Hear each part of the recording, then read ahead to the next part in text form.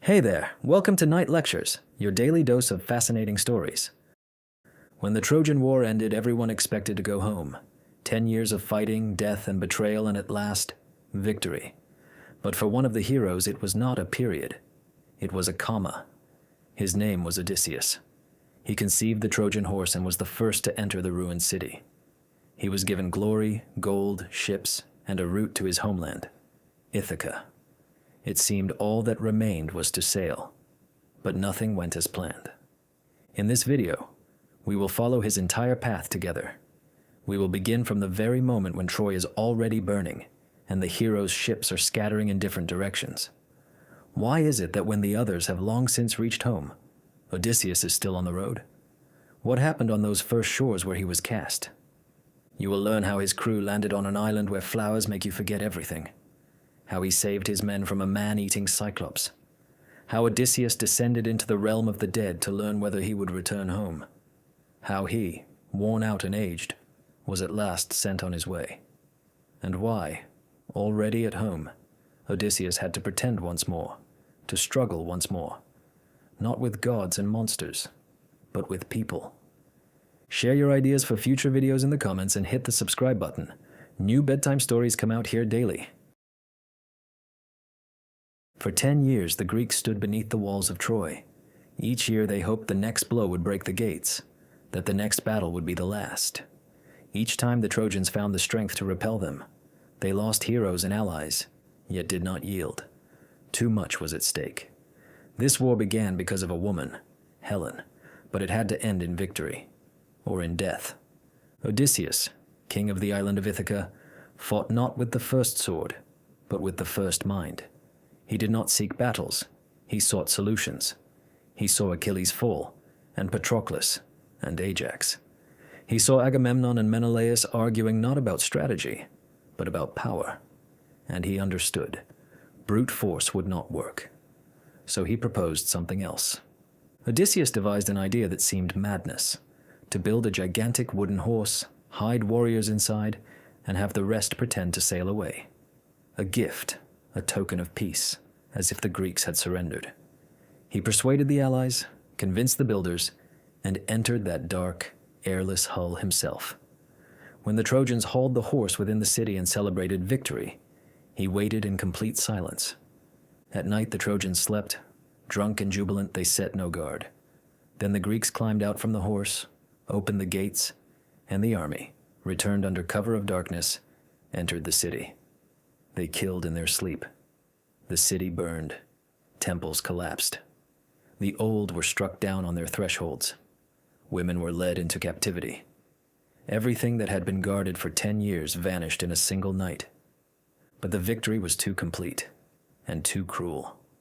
Troy's priests cried, "This is sacrilege." They called upon the gods. Someone heard, especially Athena, whose temples were the first to be burned. Athena, patron of Odysseus. It was he, her favored one, who permitted the city's destruction and desecrated her shrine. Was it vengeance for an insult, or a test of pride? When at dawn, the Greek warriors looked upon the ruins, they did not know that the war for them was only beginning. Exhausted, Odysseus gathered the survivors and led them to the ships. The goal was clear: home. Yet in the very first days, nothing went according to plan. Before departure, sacrifices were offered on the shore. One of the warriors, Ajax the Lesser, dragged Cassandra, the Trojan prophetess, into Athena's temple and violated the sanctuary, breaking both human and divine law. An omen followed at once. The sky darkened, a sudden wind rose, the sea began to tremble. Agamemnon delayed his sailing. Menelaus risked it and lost half his ships in the storm. Odysseus was struck as well. At first it seemed ordinary, worsening weather to which sailors are accustomed. But soon it was clear. This was no simple squall. The wind drove the ships off course. The waves rose with inhuman power. The fleet was torn apart, lost sightlines, scattered across the sea like chips of wood. One after another they vanished on the horizon. Men screamed, prayed, cursed their fate. Odysseus' ship endured, but was left in open water with no sense of where north lay, where land was, where allies might be. His crew was spent, provisions nearly gone, and there was no navigation. The storm had carried off the charts, snapped the mast, and hurled arms and stores into the waves. They drifted, hoping only for a chance island. Odysseus understood. The road home would not be simple, not merely because of distance. He felt it was a punishment, for pride, for killings, for burned temples. He was the gods' favorite, and now he was their debtor, and the debt would be paid not with gold, but with time, with pain, and with loss. Thus began his return, which should have taken several weeks and stretched to 10 years. On this path he would see much: a land where food erases memory, an island of a giant who lives in a cave and eats his guests, a witch who turns men into beasts, the underworld of the dead, the singing sirens, sea whirlpools, the island of the sun where cattle are dearer than lives, and even a place where he himself would become a prisoner of time. But that is later. For now he is simply at sea, one of the few survivors not knowing where to sail, not knowing whom he will meet, with only one desire: to return. After the storm that scattered the Greek ships to different quarters of the sea, Odysseus, with the remnants of his crew, came upon an unknown shore. The men were exhausted, many wounded, almost all hungry. There they were met not by warriors, nor beasts, nor gods, but by a people called the Lotus-Eaters, those who eat the lotus.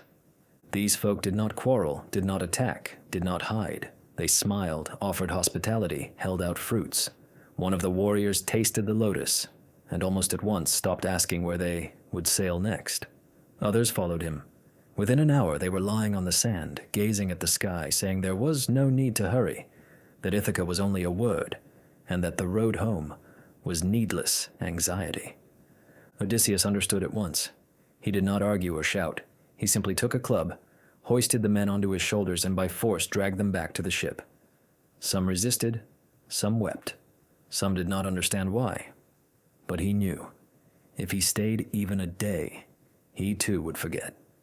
The lotus does not kill, but it makes everything that was once important seem unnecessary. They sailed while the wind held. Odysseus did not explore the island or ask whence the fruit came. He chose movement. But the sea did not carry them home. It drew them aside, ever farther from Ithaca.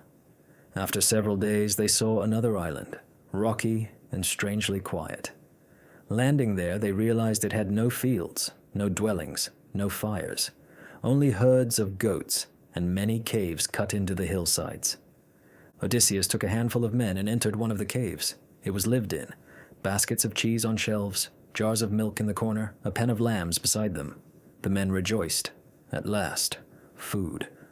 But Odysseus stopped them. "We are not thieves," he said. "We will wait for the master. Perhaps he will offer hospitality." He said this not from reverence.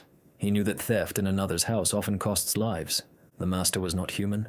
His name was Polyphemus. He was a Cyclops, a giant with a single eye, a son of Poseidon.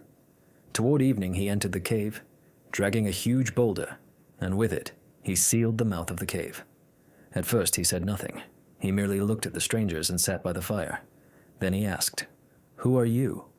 And why have you come?" Odysseus began with peace. He said they had suffered disaster, that they sought a road home, that by the customs of wandering they were owed protection. The Cyclops only laughed.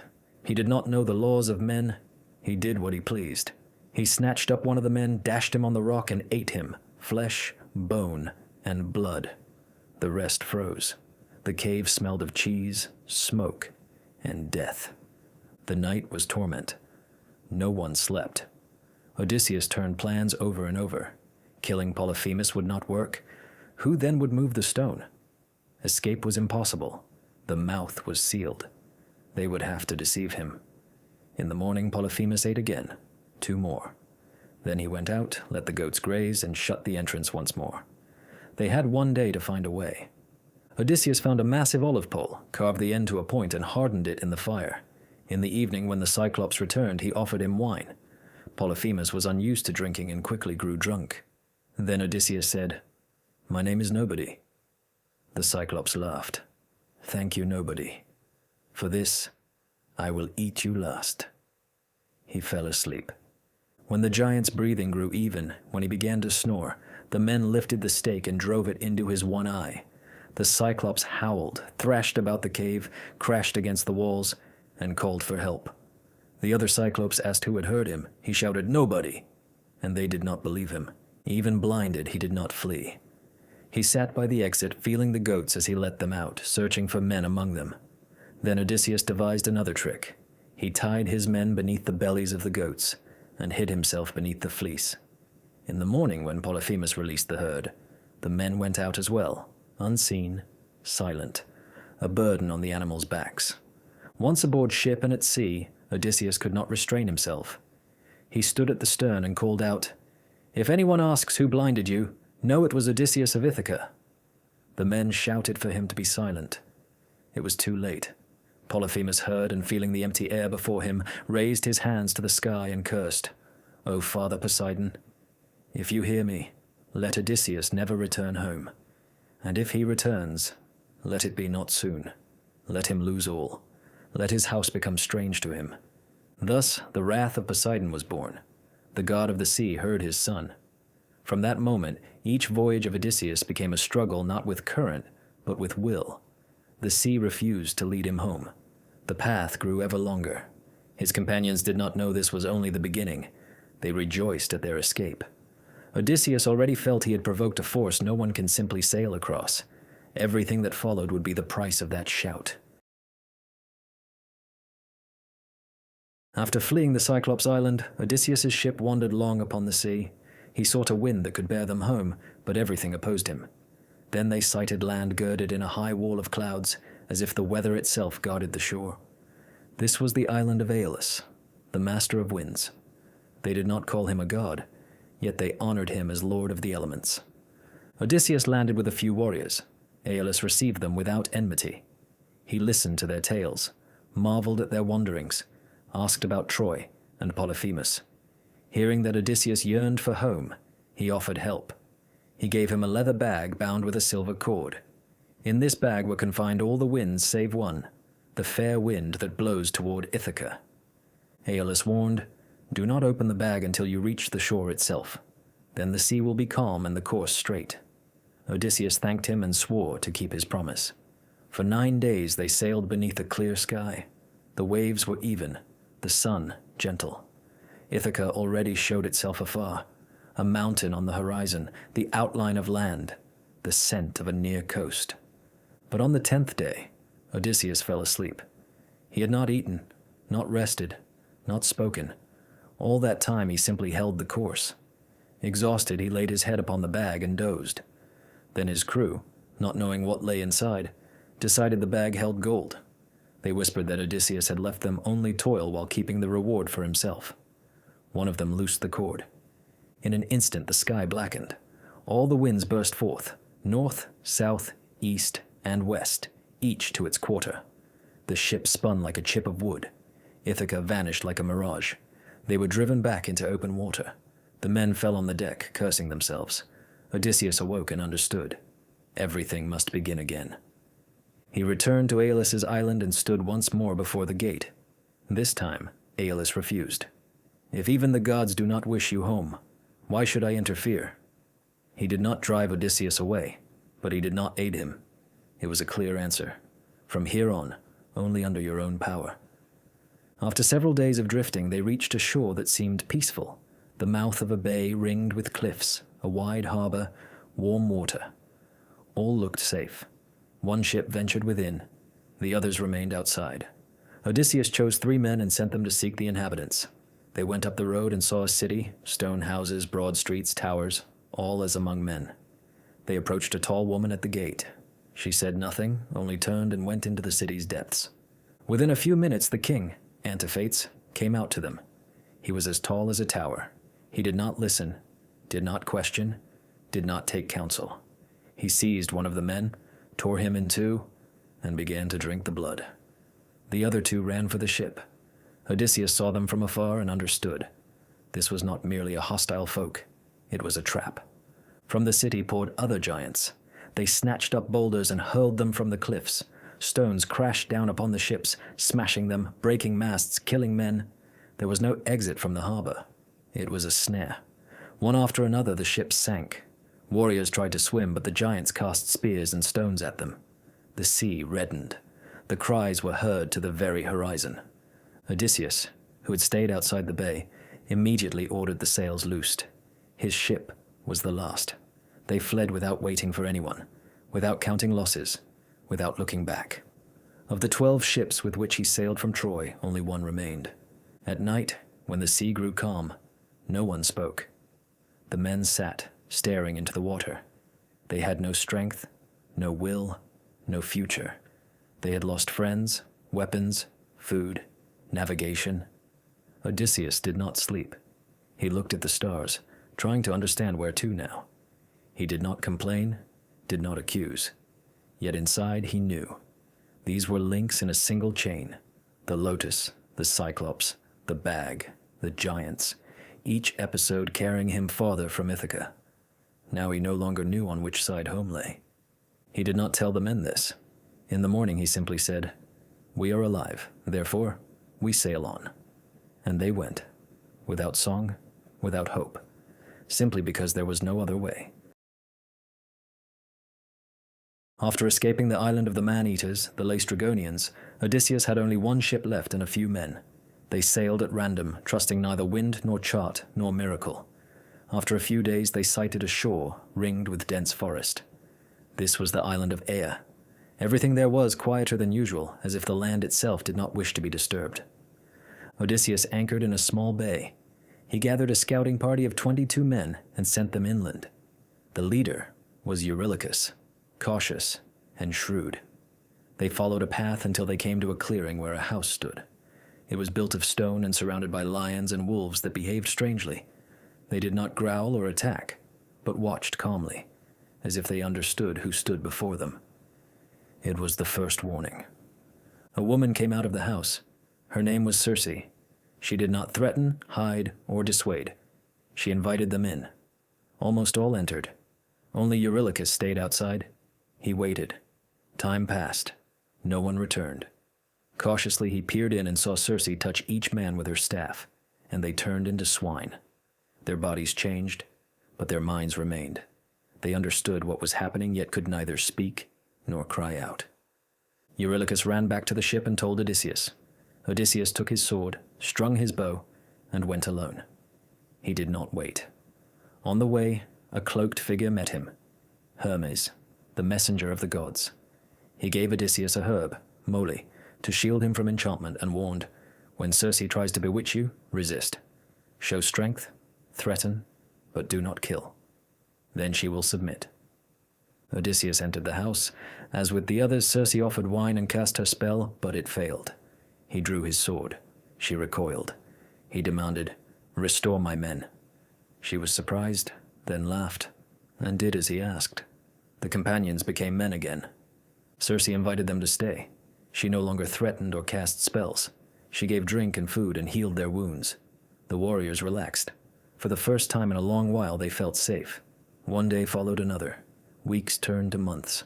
The men forgot home. They no longer woke with nightmares, no longer recalled the dead, no longer counted days. Circe did not forbid them to leave, but neither did she hasten them. Odysseus remained a year. He did not live with Circe as a prisoner, but rather as a guest who does not wish to depart. Yet one dawn, he went to the shore and looked at the horizon. He remembered he had a son, a wife, and Ithaca. He returned and said, "I am leaving." Circe did not stop him, but first she warned, "If you wish to reach home, you must descend to the underworld. Only there will you learn what to do next." Odysseus asked how to go there. Circe explained, "Sail to the edge of the earth, where the gate of the realm of the dead begins. Take a black ram, dig a pit, pour blood, and the souls will come. Among them will be the seer Tiresias. Only he knows how to pass Scylla and Charybdis and how to avoid the god's wrath. Only he can tell whether you will reach home." Odysseus did not argue. He took his men, gathered provisions, and said farewell. Circe gave instructions, sketched a map, pointed out the constellations to steer by. Again he put out to sea. Waters where monsters lived and coasts not found on any chart awaited him. But now he knew. The next stop was not a city or an island, but the world of the dead. The men asked no questions. They were no longer those who had fought beneath Troy.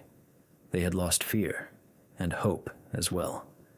They felt they lived inside someone else's story, written without their say. But Odysseus had a goal.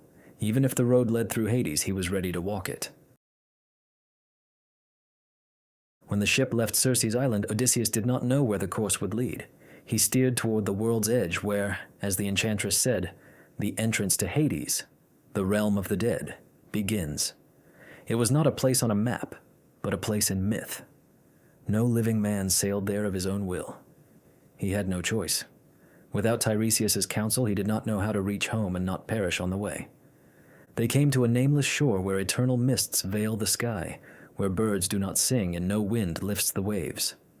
There, on the border of life and death, Odysseus ordered a pit dug. Into it, he poured the blood of a black ram, as Circe had directed, and stepped back. After a few minutes, shades began to gather. They emerged from the dark in silence, one after another. Old men, children, warriors, women, forgotten and famous. All craved blood, for only by drinking it could they speak. Odysseus held his sword and let none approach but one, Tiresias, the blind seer, the wisest of mortals in life. Tiresias came among the first. He drank and spoke. His voice was neither loud nor dreadful, simply even, like a man reading fate. "You will reach home," he said, "but only if you keep your men from error. Do not touch the sacred cattle of Helios. If they kill them, you will lose all. You will come to Ithaca alone, late, and find strangers in your own house. But if you endure this, you will return, and more. Afterward you must make one more journey to appease Poseidon. Only then will your end be peaceful." Odysseus listened in silence, asking no questions, only remembering. When Tiresias fell quiet, Odysseus saw in the crowd a face he had not expected. His mother, Anticlea. He had not known she was dead. He had left Ithaca 10 years earlier when she still lived. He tried to embrace her, but the shade slipped away. She told him she had died of longing, not sickness, not poverty, but waiting. She said Penelope still believed, and Telemachus had become a man, and that his house was seized by men who posed as suitors while devouring his bread and squandering his wealth. It struck harder than any storm. He understood that the home for which he endured all this was slowly disappearing. Others came after her, heroes fallen at Troy. First was Agamemnon. He told how he returned and was slain by his own wife and her lover. He warned, never trust a woman even if she waited 10 years. Test, look into the eyes. I trusted, and was butchered. Odysseus listened but did not agree. He knew Penelope. Then Achilles appeared, altered. He who had been proud in life spoke differently in Hades. Better to be poor upon the earth than a king among the dead. Glory is nothing if you are not alive. I died for a name, and now I cannot even touch the sun. Those words impressed Odysseus most. He understood. One must not chase feats at any price. Better to return. Better to live. There, too, he met Patroclus, Antilochus, Talthybius. All asked after kin, after Troy's fate, after those who survived. They clung to memory. Only memory bound them to the world. In time, others came unbidden. Heracles' shade, the tormented Tantalus, the accursed Sisyphus. Souls condemned to endless pains. They did not speak. They showed. One heaved a stone, and it rolled back. Another reached for water, and it fled. Odysseus did not watch long. He knew if he lingered, he would not leave. He withdrew, filled the pit, called his men, and ordered them to sail. They did not ask what he had learned. He himself now knew. The road would be harder than it seemed. But forewarned, he had a chance. After returning from the underworld, Odysseus steered again for Circe's isle. He did not seek the way back. He moved forward as Tiresias had commanded. Circe was already waiting. She was not surprised. She knew that one who had passed through Hades would no longer ask questions, only request directions. She pointed to a chart and told what awaited. The first barrier would be the island of the Sirens. There no spears wait, they sing. Those who hear lose their will, drop their oars, turn their ship, and sail to the rocks. None return. Odysseus contrived a way through. He plugged his crew's ears with wax and ordered himself bound to the mast. He forbade them to loose him, no matter what he cried. They did as commanded. As they neared the island, the voice was heard, not as song, but as the voice of a beloved. Odysseus heard promises, that he would learn how all things are arranged, how to defeat fate, how to return not as exile but as king. He shouted and begged to be freed. The men held their course, looked away, pretended not to hear. When they had passed the island, he collapsed, not from magic, but from strain. Next rose the rocks. On one side Scylla, on the other Charybdis. Scylla was a creature with 6 heads that snatched a man from every boat. Charybdis a whirlpool that swallowed everything alive. Between them lay a narrow strait. Circe had warned, "Keep close to Scylla. Better to lose a few than all." Odysseus knew there was no choice, but he did not tell the crew. When they entered the passage, the water trembled. From the left, out of the gloom, Scylla's heads flew. 6 cries, and 6 bodies vanished overboard. No one had time to see who. Charybdis began to suck the sea, the ship heeled, and somehow held the line. The men said nothing. They did not curse or accuse. Death had grown so common that it was no longer her presence that amazed them, but her absence.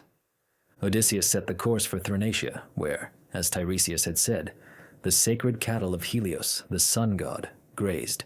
The seer had warned, "Touch them not, not for hunger, not for despair. Do not touch. It is taboo." Odysseus told the men. They agreed, with one condition: rest at least a day. A day passed, then a storm began.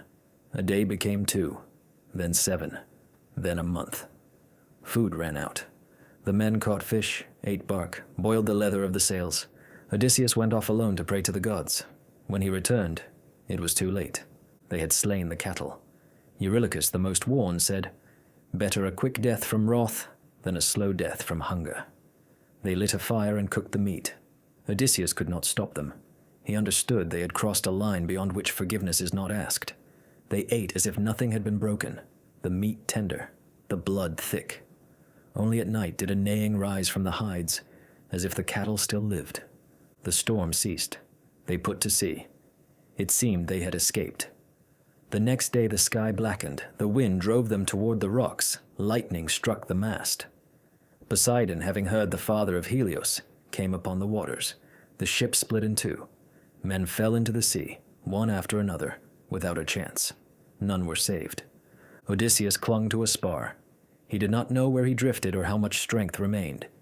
He knew only this: he was alone.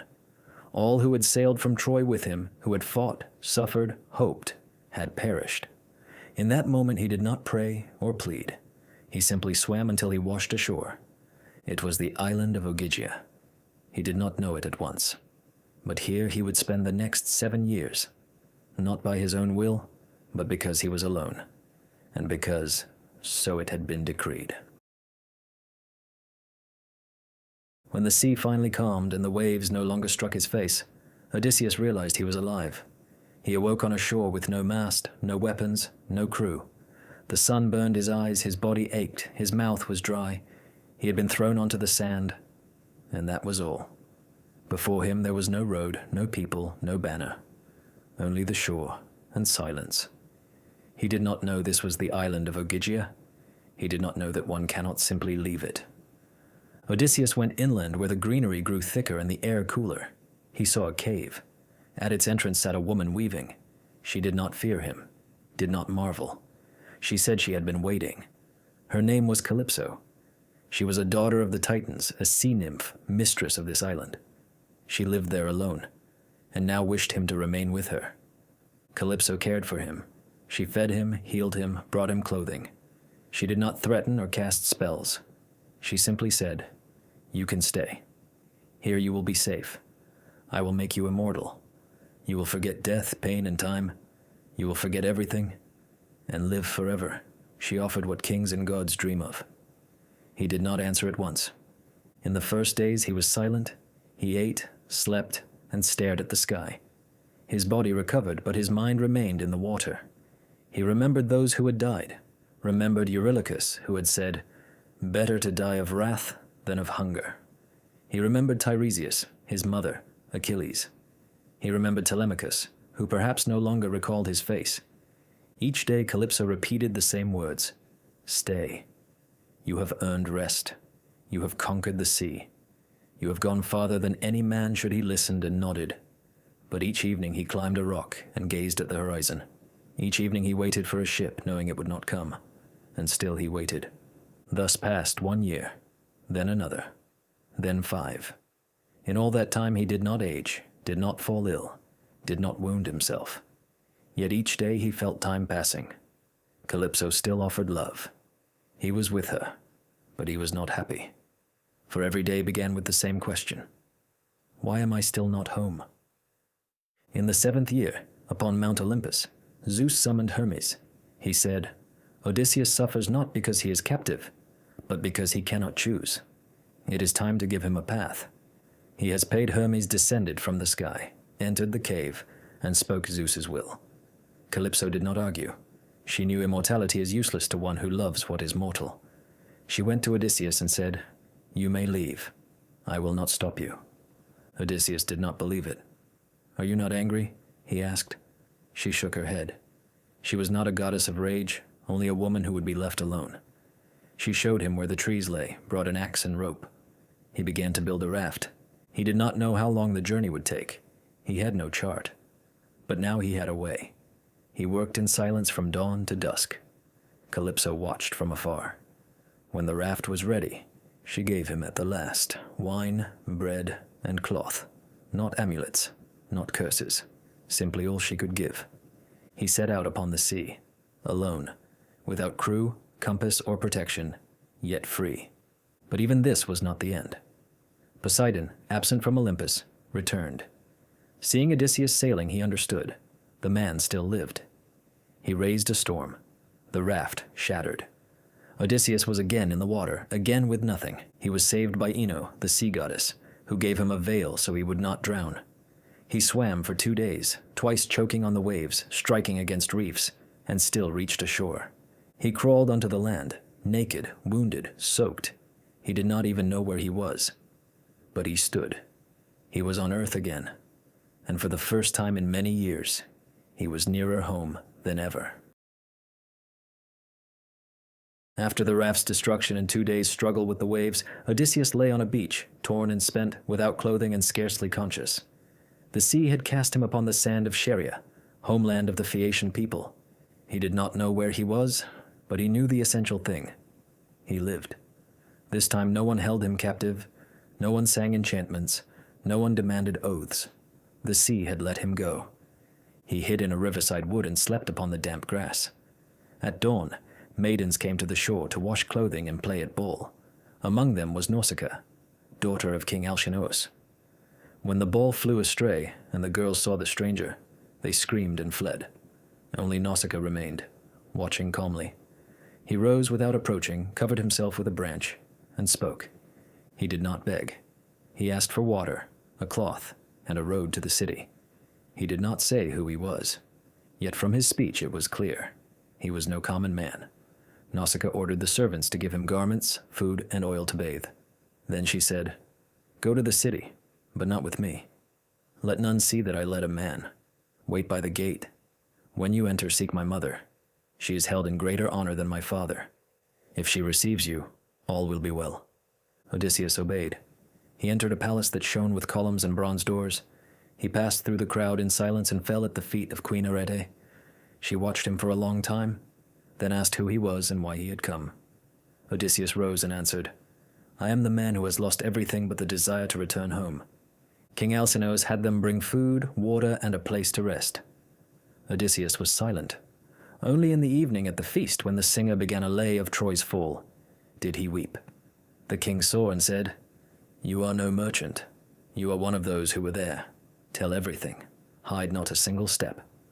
Then for the first time in many years Odysseus told his story, from the very beginning, how he left for the Trojan War, fought for 10 years, conceived the horse, how he came to the Cyclops and deceived him with the name Nobody, how he lost his men on the island of giants, how he nearly reached home but the bag of winds drove him astray, how he stayed with Circe, how he went to the realm of the dead and heard his mother's voice in Tiresias' prophecy, how he heard the Sirens sing, lost comrades to Scylla's jaws, and wrecked upon the island of Helios, how he was left alone, how he spent 7 years captive with Calypso, how Poseidon destroyed his raft, how the sea goddess saved him, how he came there. When he fell silent, the hall was still. No one interrupted. No one smirked. Alcinous rose and said, "You are worthy, not of pity, but of respect. We shall give you a ship. Our best sailors will carry you to your home. You have earned it." At dawn, the Phaeacians brought gifts, chests of gold, cloth, weapons, everything a king returning home might need. The ship stood ready. They loaded it, seated Odysseus, and the sailors put to sea. He did not row or steer. He simply sat with closed eyes. For the first time in all his wanderings, another wind bore him, and he did not fear what might befall. That night he slept, without anxiety, without strain. He simply slept. When he opened his eyes, there was a shore, a familiar mountain, sand, olives. He rose, stepped onto the land, and knew he was home. After 20 years, after storms, deaths, monsters, and gods, he had returned to Ithaca. But the story was not yet done. Strangers were in his house, his wife under siege, his throne in danger. He would have to prove he lived. And again, not with the sword, but with the mind. When the Phaeacians' ship silently touched Ithaca's shore, Odysseus still slept. The sailors carried him to the sand, laid him in the grass beneath an olive, and sailed away without waking him. At dawn, he opened his eyes. Before him lay the land he had known since childhood, rocks, trees, the lines of the hills. And yet he did not recognize it at once. He had been away too long. Everything felt like a dream. The sand beneath his feet, the wet wind, the scent of leaves. He rose, looked about, and understood. He had returned. But none knew he lived. None awaited him. He could not simply walk into his house. First, he had to learn what had happened in all those years. Athena, who had watched him all along, appeared in the shape of a shepherd. She told him that men had taken up residence in his home, suitors of Penelope. They ate his food, drank his wine, and demanded she choose one of them. Each day she delayed. Soon she would be unable to delay any longer. Athena changed his appearance. He became an old man, bent, in worn clothing, wrinkled and dust-skinned. In that guise he went to the swineherd's hut, the faithful servant who did not even know his master had returned. He stayed the night. On the next morning Telemachus came there as well. Telemachus had grown to manhood. He had sought his father, journeyed to Pylos and Sparta, questioned foreign kings. He did not believe his father dead, but each day hoped less to see him. When he entered and saw the old man, he did not at once know who stood before him. Only when Athena loosed the glamour and restored his form did he see his father. They embraced, without outcry or tears, simply father and son. "I have returned," Odysseus said, "but we must be careful." They devised a plan. Telemachus would return to the palace and act as if nothing had changed. Odysseus, in the guise of a beggar, would also enter. He would keep silent and watch. They needed to learn which suitors were most dangerous, who might lift a weapon, who might betray. Odysseus entered his own house unrecognized. The suitors laughed at him, threw bones at him, called him a filthy old man. Antinous struck him with a stool. When Penelope heard that a wandering beggar sought shelter, she ordered the maids to feed him. Her heart told her this was no ordinary stranger. That evening Penelope declared a contest. She brought out Odysseus's bow, the very bow only he could string. "He who strings this bow," she said, "and sends an arrow through 12 rings shall be my husband." The suitors tried one by one, and could not even bend the stave. Then the beggar stepped forth. They laughed, but Penelope bade them let him try. He took the bow, strung it with ease, and shot. The arrow pierced all the rings, and then the throat of Antinous. The suitors screamed. Odysseus cast off his disguise. Telemachus brought him arms. Together with 2 loyal servants, Eumaeus and Phaeacians, they barred the doors and began the fight. The suitors tried to hide, begged mercy, offered ransom. Odysseus did not listen. He struck down those who had defiled his house. It was not revenge, it was cleansing. When it was done, he ordered the bodies carried out, the floors washed, and the handmaids who had been in league punished. Only then did he summon Penelope. She did not come at once. She gazed in silence. He looked like Odysseus. He spoke like Odysseus. But 20 years had passed. Then she said to a servant, "Tell him, our bed has been moved from the chamber." And he replied, "That is impossible. I myself built it from a living tree trunk. It cannot be shifted." Only then did she embrace him. Yet even after this, peace did not return at once. The kinsmen of the slain suitors gathered with weapons and came for vengeance. Then Athena intervened. She commanded them to stop.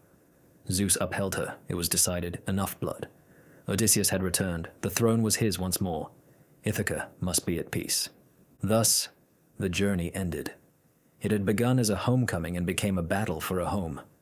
Odysseus did not become a world-conquering hero, nor a god. He became a man who could return. All he had endured and all he had lost proved to be the road to one goal, to be where he was awaited. Not immortality, not riches, not fame, simply home. His road was longer than the war itself. His trials were harder than battles. He lost everything: ships, friends, hope, even his own name, and still went on, because he knew someone waited somewhere. A wife who chose no other, a son who did not forget, a land that was not a dot on a map but the meaning behind every choice. Odysseus was not perfect. He lied, concealed, and killed. He made mistakes. The gods did not always love him. Precisely for that he became a symbol, not a fearless hero, but a man who erred and still did not yield. His image endured because he is closer to us than any demigod. Since then, the story of Odysseus repeats itself again and again. In everyone who is lost and returns, in everyone who sails against the storm, in everyone who takes a step without seeing the shore. Each is a little Odysseus. He did not return as the man who had departed. For that very reason, he is remembered. He was not one who sought to be great. He was one who simply wished to go home. And it is precisely such people who remain in eternity,